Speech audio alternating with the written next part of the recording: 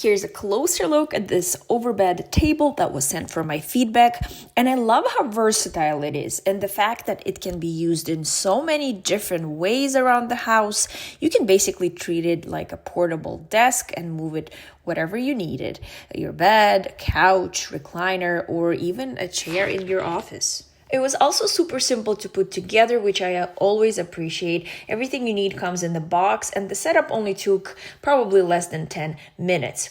One thing I really like is this height adjustment because you can easily raise or lower it with just one hand, depending on how you're sitting or working. And the desktop also tilts, which makes it more comfortable for things like reading, using your laptop, writing, drawing, or even eating meals in bed. It has hidden rolling wheels, so it slides around really smoothly and tucks under your furniture without taking up much space at all. And the base feels sturdy. It doesn't wobble around while you're using it.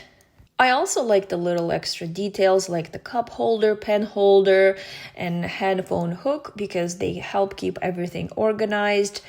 This would honestly work great as a bedside table, a rolling workstation, or even for someone recovering from surgery who needs a more comfortable setup at home.